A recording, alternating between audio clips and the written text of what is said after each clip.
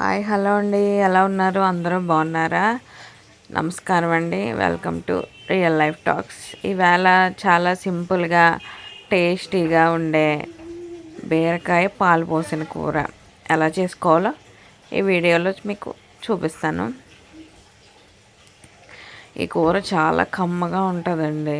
పాలు పోసి వండుకుంటాం కాబట్టి ఆ పాలు యొక్క కమ్మదనం, ఆ బీరకాయ యొక్క స్వీట్నెస్ రెండు కలగలిపి మనకి ఇంకా మంచి టేస్ట్ అనేది వస్తుందండి ఈ కూరకి. కాబట్టి మనం తయారీ ప్రాసెస్లోకి వెళ్ళిపోతే 2 పెద్ద సైజు బీరకాయలు అయితే తీసుకోండి. పెద్ద సైజు బీరకాయలు చక్కగా చెక్కు తీసేసి చిన్న చిన్న ముక్కలుగా కట్ చేసుకోండి. ఈ కూరకి లేత బీరకాయలు అయితేనే బాగుంటాయండి. కొంచెం ముదురు వచ్చినా సరే బాగోదు, పీచు పీచులాగా వస్తుంది కూర అంతా. కాబట్టి లేత బీరకాయలు చూసి తీసుకోండి.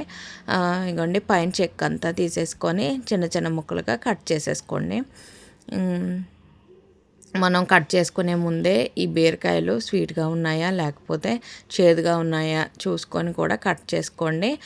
లేకపోతే మనం చేదొచ్చిన బీరకాయలు వేసేసాము అంటే మొత్తం కూర అంతా కూడా చేదొచ్చేస్తుంది. కాబట్టి ముందుగానే బీరకాయ అనేది స్వీట్గా ఉందో లేదో చూసుకొని చిన్న చిన్న ముక్కలుగా కట్ చేసేసుకోండి. ఇదిగోండి చిన్న చిన్న ముక్కలుగా కట్ చేసేసుకున్నాం కదా. ఇవన్నీ వాష్ చేసేసుకొని పక్కన పెట్టేసుకోండి. ఇప్పుడు ఈ కర్రీకి సరిపడా ఒక ఉల్లిపాయ, 2 పచ్చిమిరపకాయలు కూడా కట్ చేసేసుకొని చిన్న చిన్న ముక్కలుగా పక్కన పెట్టేసుకుంటే మనం కర్రీ రెడీ చేసుకోవడానికి అన్నీ కట్ చేసుకొని పక్కన పెట్టేసుకున్నట్టు ఉంటుంది. కాబట్టి ముందుగానే అన్నీ కట్ చేసేసుకొని వండేసుకుంటే మీరు ఒక 5-6 నిమిషాల్లో అయిపోయే కర్రీ అండి ఇది. కాబట్టి 5-6 నిమిషాల్లో అయిపోద్ది కర్రీ. ఇదిగోండి కరివేపాకు కూడా వాష్ చేసేసుకొని పెట్టేసుకున్నాను. ఇప్పుడు బాండీ పెట్టుకొని కొంచెం ఆయిల్ వేసుకోండి. ఈ కర్రీకి ఆయిల్ అనేది ఎక్కువేం పడదు, ఒక 2-3 చెంచాల దాకా పడుతుంది అంతే.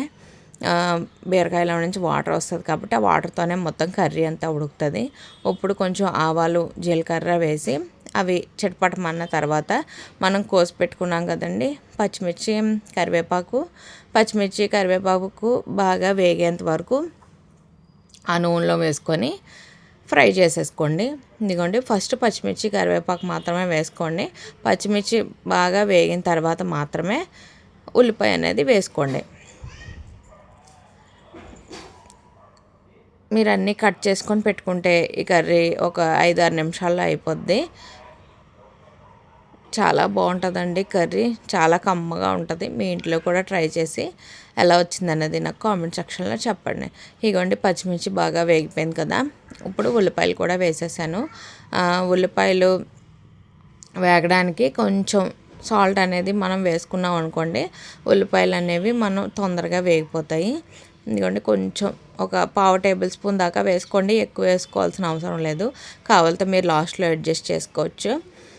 కొంచెం పసుపు కూడా వేసుకోండి. ఇందులో ఒక 1/2 టేబుల్ స్పూన్ పసుపు, చిన్నది ఒక చిటికెడు వేసుకుంటే ఉల్లిపాయలు చక్కగా గోల్డెన్ బ్రౌన్ వచ్చేదాకా వేయించుకోవాలి.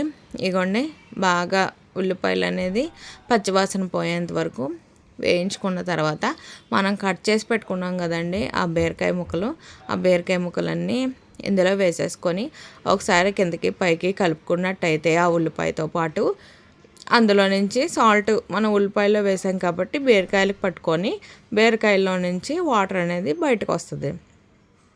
ఆ వాటర్ బయటకు వచ్చిన తర్వాత ఆ బీరకాయలో నుంచి స్లోగా వాటర్ అనేది బయటకు వచ్చి కర్రీ అనేది ఉడుకుతూ ఉంటుంది. ఈ టైంలో మీరు హై ఫ్లేమ్లో పెట్టుకోండి. హై ఫ్లేమ్లో పెట్టుకుంటే బీరకాయలో నుంచి వాటర్ వస్తుంది బయటికి. ఒక 2-3 నిమిషాలు హై ఫ్లేమ్లో పెట్టుకున్నట్టయితే వాటర్ అంతా బయటకు వస్తుంది. ఇగోండి వాటర్ అంతా బయటకు వచ్చింది కదా. ఇలాగా కొంచెం కలుపుతూ ఉండండి. ఇప్పుడు ఒక 2-3 నిమిషాలకు ఒకసారి కలుపుకుంటూ ఉంటే ఆ వాటర్ అనేది తగ్గుతుంది కదా. ఆ వాటర్ తగ్గినప్పుడు మీరు మూత పెట్టుకొని ఇంకొక 2 నిమిషాలు కనుక ఉడికించుకున్నట్టయితే ఇంకా బాగా దగ్గర పడుతుంది. ఇప్పుడు ఫ్లేమ్ అనేది తగ్గించేసుకోండి, సిమ్లో పెట్టుకోండి. ఇప్పుడు సిమ్లో పెట్టుకొని ఒక 2 నిమిషాల పాటు ఉడికించుకోండి. ఇగోండి సిమ్లో పెట్టుకున్నాను. ఒక 2 నిమిషాల పాటు చూడండి కూర బాగా దగ్గర పడిపోయింది కదా. ఒకసారి అటు ఇటు కలిపేసుకొని ఈ టైంలోనే మనం ఒక గ్లాసుడు పాలు తీసుకొని పక్కన పెట్టుకోండి. పాలు అనేవి మీకు ఎంత వేసుకోవాలో తెలియదు అంటే ఆ కూర మునిగేంత దాకా వేసుకుంటే సరిపోతుంది. పాలు అనేది అవి పచ్చి పాలేనండి, కాచి చల్లార్చినవి అయితే ఏమీ కాదు. మీరు మామూలు పచ్చిపాలే వేసేసుకోవచ్చు. పాలు వేసిన తర్వాత మాత్రం ఒక 2 నిమిషాల తర్వాత మూత పెట్టేసి ఒక 2 నిమిషాల తర్వాత కలుపుతూ ఉండాలి. లేకపోతే ముక్కలు ముక్కలుగా పాలు ఉండిపోయి అక్కడక్కడ ఉండిపోద్ది. కొంచెం లాస్ట్లో నాకు సాల్ట్ తక్కువైనట్టు అనిపించింది కాబట్టి వేసుకున్నాను సాల్ట్ అనేది.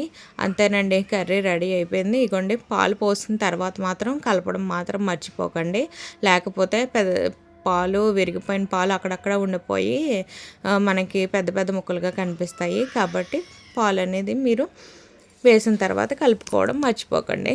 ఈ కర్రీ అనేది మనం పాలతో చేసుకున్నాం కాబట్టి పాలు అక్కడక్కడ విరిగి చక్కగా ఏదో పన్నీర్తో చేసుకున్నట్టే ఉంటుందండి. చక్కగా కర్రీ మీ ఇంటి దగ్గర ట్రై చేసి టేస్ట్ చేసి ఎలా వచ్చిందన్నది కామెంట్ సెక్షన్లో చెప్పడం మాత్రం నాకు మర్చిపోకండి. ఇగోండి సాల్ట్ లాస్ట్లో కొంచెం తగ్గిందని చెప్పి వేసుకుంటాము. మనం సాల్ట్ ముందే వేసుకుంటాం కాబట్టి కొంచెం పాలు అనేది విరుగుతాయి.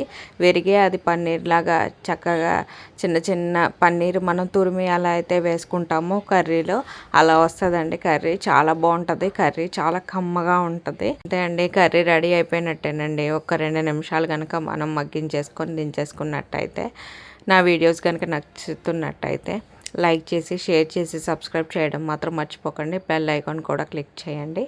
థ్యాంక్ యూ అండి. బాయ్ అండి. బాయ్.